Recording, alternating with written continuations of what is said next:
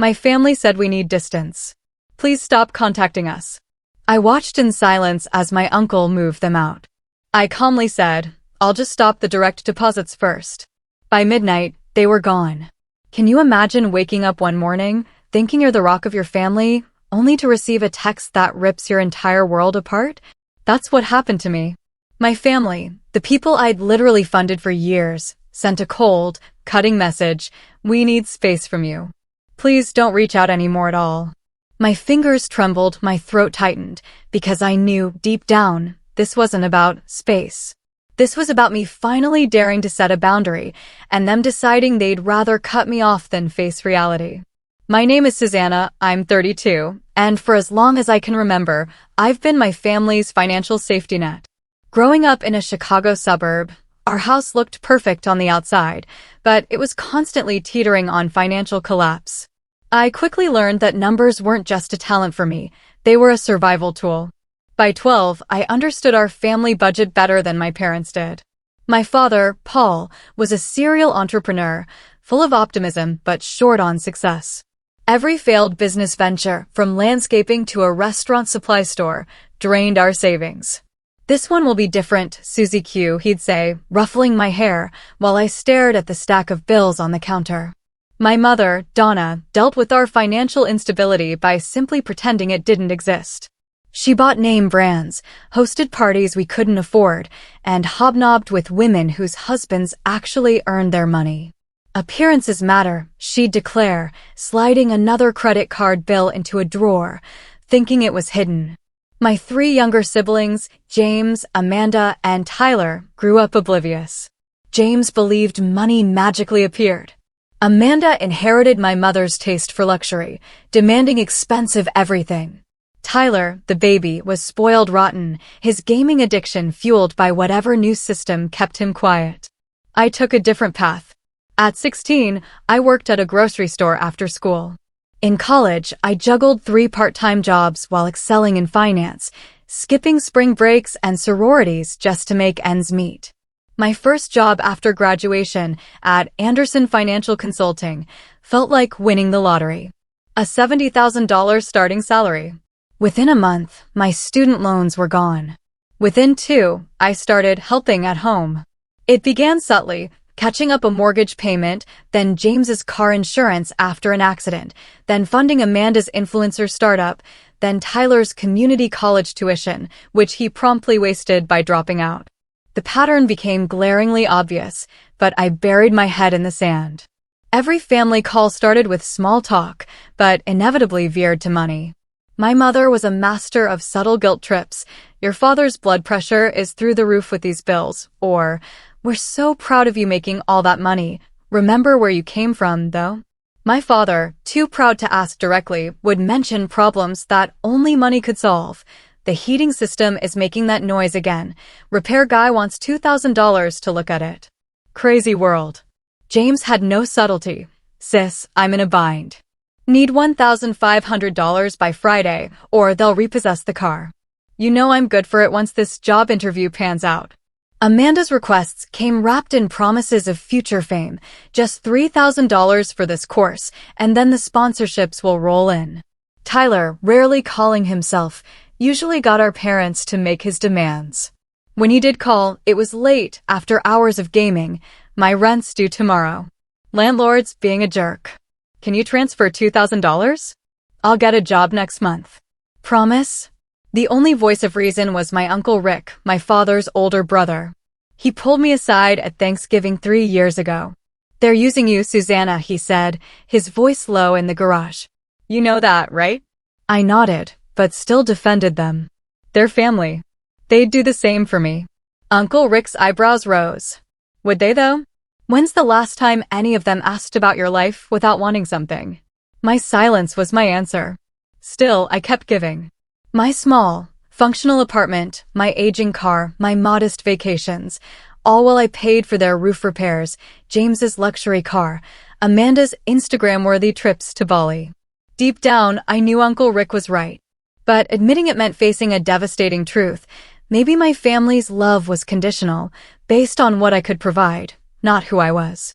So, I kept hoping that one day, when I needed them, they'd be there for me too. Last year, the demands intensified. Occasional requests became near weekly emergencies. In February, James called in a panic. "They're taking my car, Susanna. There's a guy with a tow truck." I heard the diesel engine in the background. We'd talked about this. He'd promised payments. Turns out, his unexpected expenses included a weekend in Vegas. Still, I transferred $4,000. 2 days later, he posted photos with a new gaming system. March brought Amanda's new pyramid scheme beauty product venture. She needed $10,000. I recognized the scam immediately, but she wouldn't hear it. "You just don't believe in me. Everyone else supports my dreams." The irony stung. I was the only one funding her dreams, while the rest offered empty words. I compromised, gave her $5,000. She took it without thanks and didn't speak to me for 3 weeks. April was Tyler's gaming emergency, $3,000 for computer upgrades. When I suggested he get a job, my mother called. "He's going through a tough time. This gaming thing could be a career." My observation that successful streamers worked hard was met with frosty silence, followed by my father expressing disappointment in my lack of support. May brought home repairs, $6,000 for a leaking roof. But somehow, that $6,000 became $10,000, then $15,000, then $20,000. Each time, apologetic calls about unexpected issues. Then, during a June visit, I noticed something odd: minimal exterior repairs, but my mother had a new living room set and my father an expensive watch. When I cautiously asked, my mother became defensive. "We're not children, Susanna. We don't need to justify every penny." The explanation made no sense, but challenging it would just create tension. So, at family dinner that Sunday, I tried a different approach. I offered to help everyone create budgets, financial plans, to work towards independence. "I'm happy to help," I said carefully, "but I think we need a long-term solution." The temperature in the room plummeted. My mother pushed food around her plate. My father cleared his throat. My siblings stared at their phones. "Are you saying you won't help us anymore?" my mother finally asked, her voice small and hurt. I backpedaled. "Not at all. I just thought it might be good for everyone to have more control over their finances." "We're doing just fine," my father said, firmly ending the discussion. Later, I overheard Amanda and my mother in the pantry. "She's becoming so controlling," Amanda whispered. "It's like because she has money, she thinks she can tell us all what to do." "She's always been that way," my mother replied. "Miss Perfect with her budgets and savings. She doesn't understand that not everyone thinks about money all the time like she does." I stood frozen, dish towel in hand, their words cutting deeper than they could know.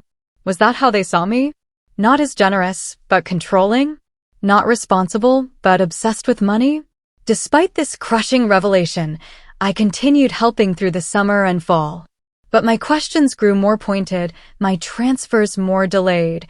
As I wrestled with the obvious, I was enabling destructive patterns, not helping them thrive. The true breaking point came in December. A collection agency called about a loan I had never taken out.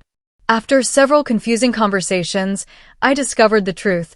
My parents had applied for a $30,000 loan 6 months earlier, using my information as a guarantor, without my knowledge or consent. And they hadn't made a single payment. When confronted, they acted like it was a misunderstanding. "We thought you knew," my father said dismissively. "We mentioned needing a loan for house repairs, and you said you'd help. This was just easier." "You forged my signature," I said, my voice shaking. "That's fraud." "Don't be so dramatic," my mother interjected. "We're family. It's not like we're strangers using your information." That night, lying awake, a lifetime of patterns became sickeningly clear. The collection call wasn't a mistake. It was the inevitable escalation of years of financial exploitation, disguised as family need. Then, at 9:17 a.m. on a Tuesday, that text arrived. My phone buzzed with a notification from our family group chat. "We need space from you. Please don't reach out anymore at all." 13 words that excommunicated me from my own family. No emojis. No explanation. Just a blunt dismissal. I stared at my phone, reading it again, then a third time, each word growing larger, consuming my vision. Susanna, are you okay? My assistant, Marissa, stood in my doorway, concern etched on her face. You look like you've seen a ghost. I'm fine, I managed, my voice distant. Just need a minute. The moment she left, I called my mother. Voicemail. My father. Voicemail. James. Voicemail. Amanda. Voicemail. Tyler didn't even have voicemail. It was a complete communication blackout. My heart raced, palms sweated, the room seemed to spin. Was this about the loan confrontation? Had something happened? Was someone hurt? The uncertainty was unbearable. Finally, I called Uncle Rick. He answered on the second ring. Susanna, he said, his voice gentle but troubled. I was about to call you. I blurted out the text and the silence from everyone else. A heavy sigh came through the line. I'm at your parents' house right now. There was a family meeting last night that neither of us was invited to. A family meeting about what? My heart was pounding. About you, Uncle Rick said, apologetically. After you confronted them about the loan, they're claiming you've become too controlling about money, that you're using financial support to manipulate everyone. The accusation hit me like a physical blow. That's insane. They committed fraud using my information, and I'm the one manipulating them.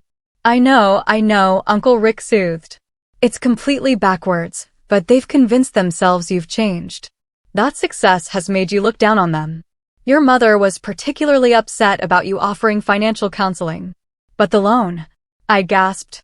They're minimizing it, calling it a misunderstanding you're blowing out of proportion. I sank into my chair, my legs suddenly weak. So this text, this cutting me off completely, that was their response to me questioning one fraudulent loan after years of giving them money? It's worse than that, Uncle Rick admitted reluctantly.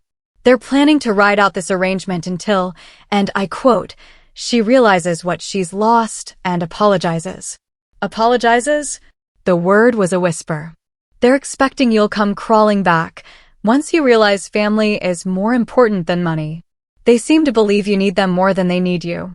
I closed my eyes, memories flooding in, birthdays where my gifts were cash, but I received nothing, holidays where I traveled to them, but they never visited me, achievements they acknowledged only briefly before steering conversations back to their needs.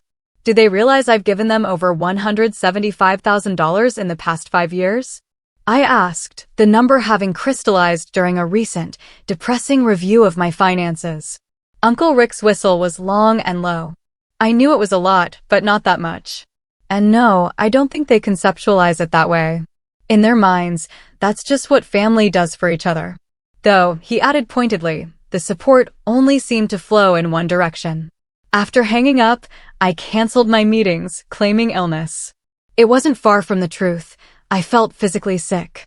Back in my apartment that evening, I scrolled through old family photos, searching for clues. James's graduation, Amanda's 21st, my parents' 30th anniversary. In each, I searched their faces for genuine affection, for any indication I was valued beyond my bank account. The evidence was thin at best. Around midnight, after hours of painful archaeology through my family history, I found myself sobbing on my kitchen floor, an empty wine glass beside me. The pain was physical, a crushing weight on my chest. The ultimate betrayal wasn't the loan or the text, but the realization that perhaps I had never been loved for myself, only for what I could provide. I fell asleep there on the cold tile, phone clutched in my hand, waiting for someone to call and say it was all a terrible mistake. No one did. The next morning, I arrived at work puffy-eyed and disoriented. I made it through one client call before breaking down in the women's restroom. Lisa, a coworker, found me trying to muffle my sobs. Susanna, she asked gently, can I help? Something about her kindness, offered without expectation, broke the dam. Between hiccuping sobs, I told her everything. The years of support, the escalating demands, the fraudulent loan, the text cutting me off for daring to question it. Lisa listened intently, her expression shifting from sympathy to outrage.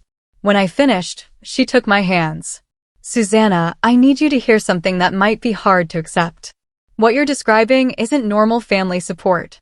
It's financial abuse. The term hit me like cold water. Abuse?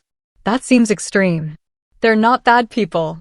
They just take advantage of your generosity, manipulate your emotions to extract money, cut you off when you set a reasonable boundary, Lisa countered firmly. If this was a romantic partner treating you this way, would you hesitate to call it abuse? She had a point, but accepting it meant reframing my entire family narrative, too painful to process in a company bathroom. Lisa sensed this. My sister went through something similar. She found a therapist who specializes in financial abuse. Let me give you her number, just for a consultation. That afternoon, I called Dr. Taylor's office. Fortuitously, there was a cancellation for the next day. Walking into her warm, minimalist office, I felt both terrified and relieved to finally speak these truths aloud. Dr. Taylor listened intently. When I finished, she didn't offer immediate validation. Instead, she asked a question that changed everything. Do you have documentation of how much you've provided to your family over the years? I nodded. I keep detailed financial records. It's part of my job. Would you be willing to calculate the exact amount as homework before our next session? Every loan, every bill payment, every gift with a monetary value.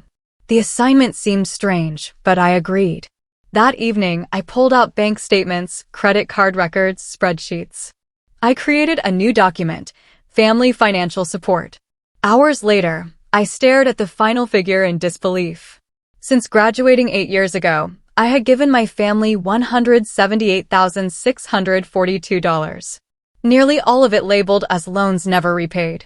But the accounting exercise revealed something even more disturbing. I pulled up my credit report and discovered 3 credit cards I didn't recognize, still active, with balances totaling over $22,000. My parents and James had opened them in my name. I dug deeper. 2 cell phone plans for Tyler and Amanda, a furniture store credit line for my parents' new living room set, a lease agreement for James's apartment that listed me as a co-responsible party. By dawn, I had uncovered over $45,000 in fraudulent debt and obligations created without my knowledge. This wasn't just a single loan. This was systematic identity theft perpetrated by my own family. I called Uncle Rick, time zones be damned. They're still using my information, I said, my voice eerily calm. Credit cards, phone plans, lease agreements, all without my knowledge. Uncle Rick was silent for a long moment. I had no idea it went that far. I knew about the loan, but not the rest. Did you know they had a family meeting to plan their next financial requests before I confronted them about the loan? I pressed. Were they already planning what else they could get from me, even while using my identity to secure other funds? Uncle Rick's hesitation told me everything. James mentioned something about you helping with a business venture. And your parents were talking about a timeshare opportunity. A strange laugh escaped me, halfway between amusement and despair. They were planning to cut me off if I didn't agree, weren't they? This whole space thing was already their backup plan. I think so, Uncle Rick admitted. When you confronted them about the loan, they just accelerated the timeline. As the sun rose, something crystallized within me. This wasn't love. This wasn't family. This was exploitation, pure and simple. And with that clarity came a resolve I had never felt before. I need to protect myself, I said, more to myself than to Uncle Rick. What are you going to do? He asked. I thought of the credit cards still being used, the automatic deposits still flowing into their accounts, the financial hemorrhaging that had been draining me for years. Whatever it takes. My first call that morning wasn't to my family, but to Diane Harrison, my financial advisor. I explained the situation as clinically as possible, my newfound clarity allowing me to speak without breaking down. This is more common than you might think, Diane said, but you've caught it before it completely destroyed your financial future, which puts you ahead of many. She helped me create a comprehensive plan, stop all automatic payments, contact credit bureaus to report fraudulent accounts, secure existing accounts with new passwords. Next, I called Robert Jensen, an attorney specializing in identity theft. He understood the complexity of my situation. Family identity theft is actually more damaging and more difficult to resolve than traditional cases, he explained. There's the financial component, but also the emotional betrayal, which often prevents victims from taking necessary legal action. I won't let emotions stop me from protecting myself, I assured him, though my voice wavered slightly. Good, because I need to be clear. What your family has done constitutes criminal fraud. You have every right to pursue charges. The thought of my parents or siblings facing criminal charges made my stomach turn. Let's start with stopping the bleeding and securing my identity. I'll decide about charges later. Between Diane and Robert, I spent the day executing a detailed financial protection plan.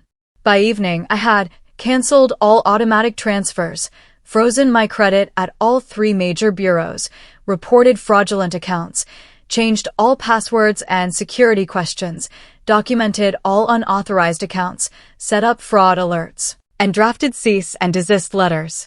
As I worked, my phone remained silent. No calls or texts from family members wondering why their financial lifelines had suddenly been cut. The silence confirmed what I already knew. They were waiting for me to crack first, to come begging for reconciliation. Around 8 p.m., I finally crafted my response to the family text. I considered lengthy explanations, emotional appeals, detailed accountings. In the end, I opted for simplicity. Of course, I'll cancel my direct deposits first thing. I hit send and felt a weight lift from my shoulders. 7 words that reclaimed my power and set boundaries that should have been established years ago. Within minutes, my phone exploded. My mother called 3 times. My father texted, asking what I meant. James sent a string of messages about a misunderstanding. Amanda wanted to know if I was seriously being this petty. Tyler, typically the least communicative, sent a single text, "What about my phone bill?" I silenced my phone and poured myself a glass of wine, savoring the quiet satisfaction of finally standing up for myself. When I checked my messages an hour later, Uncle Rick had sent a single text that made me smile for the first time in days. "Proud of you." They're panicking. I called him back immediately. "Are you still at their house?" "I was," he said, a note of amusement in his voice. "But I left after your text landed." "You should have seen their faces, Susanna." Your mother read it aloud and went white as a sheet. Your father started calculating which bills would bounce first. Your siblings were all on their phones checking account balances. "Good," I said, surprised at how little guilt I felt. They needed a reality check. "That's putting it mildly," he agreed. "Your mother tried to convince me to talk to you, to tell you that family comes first and money isn't everything." I laughed without humor. The irony is apparently lost on her completely. When I pointed out that they were the ones who cut you off first, she said that was different and they just needed a break from your financial controlling behavior. When I asked how your behavior was controlling, but their expectations weren't, she asked me to leave. "You didn't have to do that, Uncle Rick." "Yes, I did." I packed up my overnight bag and told them I couldn't support how they were treating you. It was long overdue. Honestly, I've watched this dynamic for years and said too little. His solidarity brought tears to my eyes, the first that day that weren't from pain. "Thank you." "Don't thank me. I should have said something sooner." "But Susanna, be prepared. This is just the beginning of their reaction. Once they realize you're serious, things will escalate." He was right. Within 2 hours, the messages shifted from confusion to anger. My father sent a lengthy text about family loyalty, how blood is thicker than water. My mother left a tearful voicemail, claiming they had only asked for space from my negativity, not for financial support to end. James alternated between threats and pleas. Amanda posted a vague social media message about toxic family members who only care about money. Through it all, I maintained my silence. Each ignored message strengthened my resolve. The family that had asked for no contact was suddenly desperate to reach me. The irony was so thick it would have been comical under different circumstances. That night, I slept better than I had in years. I woke to dozens more missed calls and messages. Among them, a text from Uncle Rick. "They're planning to show up at your apartment tonight. Fair warning." I spent the day preparing for the confrontation, not by crafting arguments, but by centering myself in my decision. I cleaned my apartment, bought fresh flowers, ordered my favorite takeout, creating a space that reflected my new commitment to self-respect. When the doorbell rang at 7:30 p.m., I was ready. By midnight, my family was in complete crisis mode. The confrontation at my door had not gone as expected. My mother arrived first, armed with tears and guilt, followed by my father and James. Amanda and Tyler, apparently too busy, joined via speakerphone once the conversation turned hostile. I allowed them into my living room but set immediate boundaries. I'll listen to what you have to say, but I won't be changing my mind about the financial support. My mother's tears dried up remarkably quickly when she realized emotional manipulation wouldn't work. This is about the loan, isn't it? We were going to pay you back. This is about 8 years of Huawei financial support, unauthorized accounts in my name, and a family dynamic that values me only for what I can provide, I replied, my voice calm. My father tried a different approach, appealing to my sense of duty. We raised you, put food on the table, kept a roof over your head. That's what families do for each other. Yes, parents are supposed to provide for their children. That's the commitment you made when you had me. I never made a commitment to support 4 adults indefinitely. James, pacing, was the most agitated. So, you're just cutting us off completely? Just like that? What about my lease?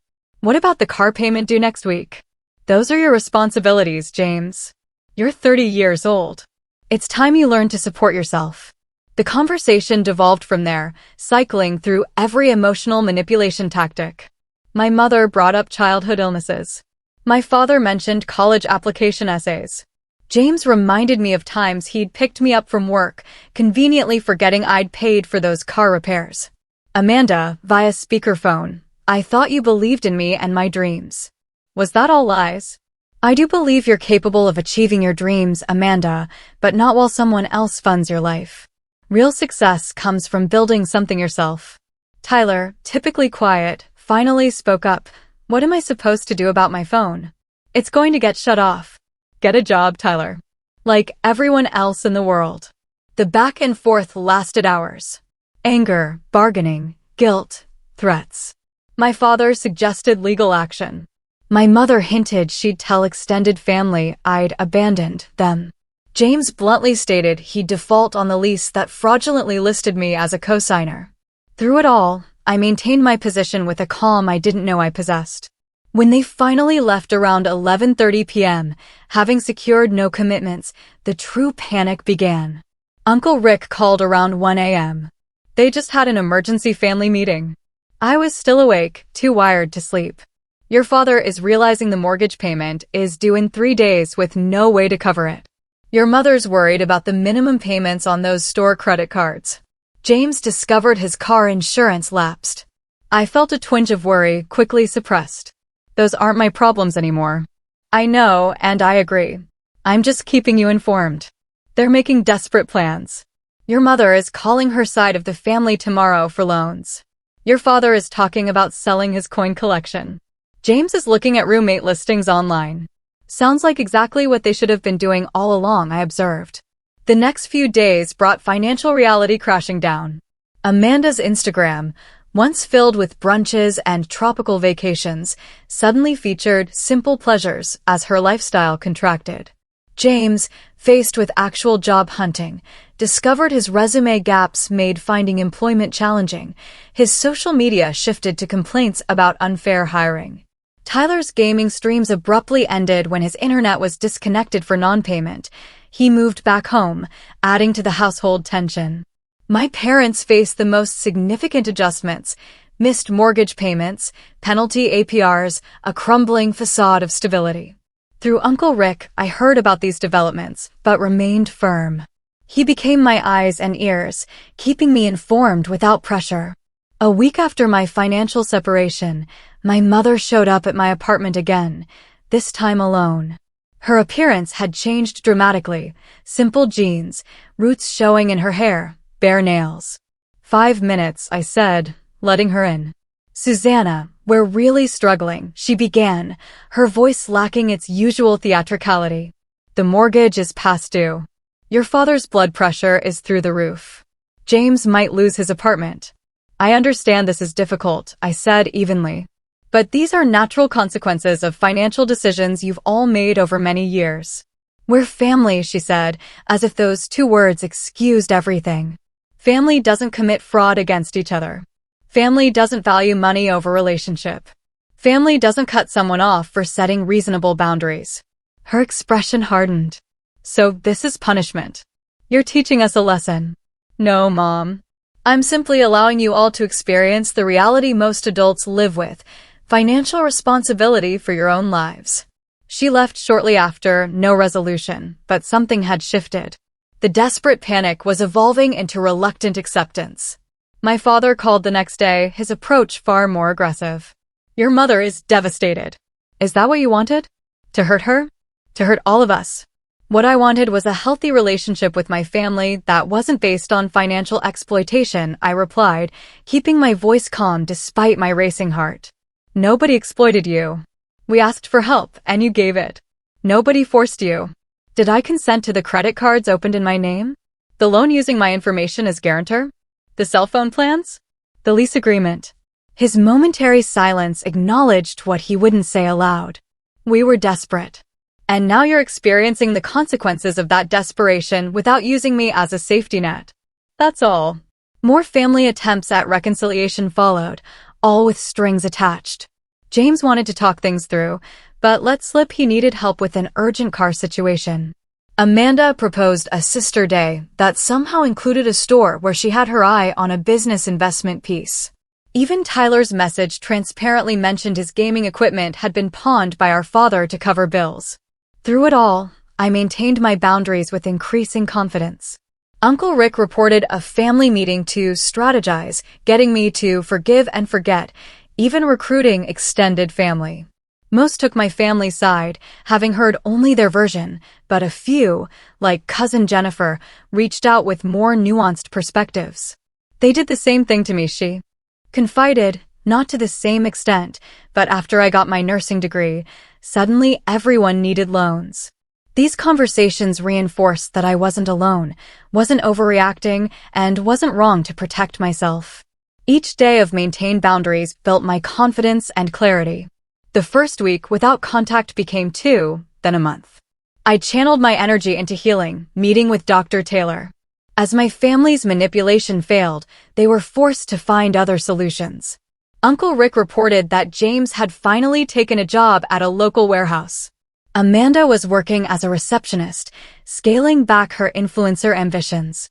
Tyler had a retail position, his gaming relegated to evenings, and had even enrolled in community college computer science classes.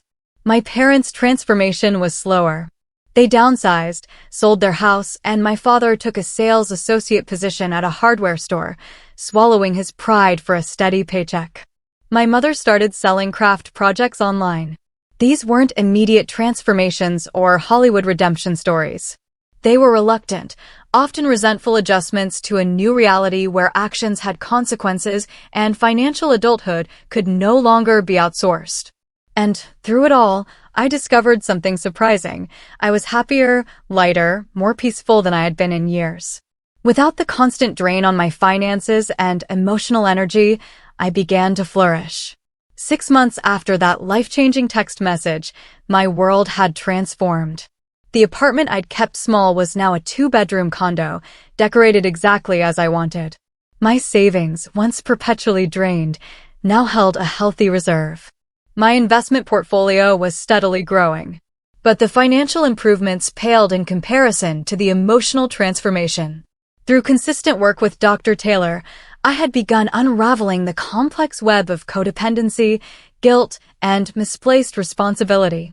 Financial codependency often mirrors addiction dynamics, Dr. Taylor explained. You were the enabler, making it possible for your family to avoid consequences. And like many enablers, you did it out of love, believing you were helping. I thought if I just gave enough, they would eventually become self-sufficient, I admitted, or at least appreciate the sacrifices I was making. That's the enabler's hope, she said. But enabling prevents growth. By removing your financial support, you've actually given them something far more valuable, the opportunity to develop their own capabilities and resilience. This reframing eased the lingering guilt I felt, particularly during holidays I now celebrated from a distance. James has been at the warehouse job for 4 months now, the longest he's ever held employment. Amanda's receptionist job recognized her social media skills, giving her legitimate responsibilities. Tyler, from the lowest starting point, had shown dramatic change, passing his first college courses. My parents were slower. They had sold their house and were working with credit counseling. None of these changes came easily or without resentment. Through Uncle Rick, I heard my name still mentioned with anger, still cast as the villain. But beneath the resentment, a grudging respect was growing as they witnessed each other developing capabilities they hadn't known they possessed. 3 months after the cutoff, I began building a new social circle. Lisa from work became a close friend, introducing me to her book club. I joined a hiking group. I even started dating again. Michael, a landscape architect, showed me what a balanced relationship could look like: equal contribution, mutual respect for boundaries. 5 months after the cutoff, I received my first direct communication from a family member other than Uncle Rick. My mother sent a text: "The credit counselor has been helpful. Thank you for suggesting financial planning back then, even though we weren't ready to hear it." It wasn't an apology, but it was an acknowledgement. I responded with a simple, "I'm glad it's helping." 6 months to the day after receiving that devastating group text, another message arrived from my mother. This one longer, more reflective. "I've been doing a lot of thinking about our relationship. I realize now that we came to depend on you in ways that weren't fair or healthy. I can't speak for everyone, but I miss you. Not your financial help, but you, my daughter. If you're ever open to talking, I would like that. On your terms." This message brought tears to my eyes, not from pain, but from the recognition that perhaps healing was possible for my family too. Not immediate reconciliation, not a return to old patterns, but something new and potentially healthier. After discussing it with Dr. Taylor, I crafted a careful response, setting clear conditions, acknowledgement of the financial exploitation, concrete steps to address the fraudulent accounts, a commitment to financial independence, and respect for my boundaries without guilt or manipulation. To my surprise, my mother agreed to all conditions, adding, "We have a long way to go, but I want to try." 2 weeks later, we met for coffee at a neutral location. Our first face-to-face conversation without financial undercurrents in years. It was awkward, tense at moments, but also contained glimmers of a potential new relationship based on who we were rather than what I could provide. Similar tentative reconnections began with other family members. James thanked me for a job reference. Amanda shared news of her promotion without hints of needing investment. Even Tyler sent a simple message about passing his first college courses. These weren't fairy tale reconciliations.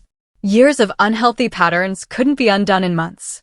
But they were steps towards something more balanced, more authentic, and ultimately more loving than what had existed before. The most profound change, however, was within myself. I had discovered a strength I never knew I possessed: the ability to stand firm in my worth beyond what I could provide materially to others. I had learned that true generosity comes from choice, not obligation or manipulation. And perhaps most importantly, I had discovered that family who truly loves you wants your well-being, not just your wallet. The journey from financial enabler to empowered individual had been painful, but the freedom on the other side was worth every difficult moment. I now understood that sometimes the greatest love you can show family is allowing them to stand on their own. And the greatest love you can show yourself is believing you deserve better than exploitation disguised as love. So, tell me, have you ever faced a moment where you had to choose between protecting yourself and maintaining a difficult family dynamic? What did you do, and what did you learn? I really want to know what you think in the comments below.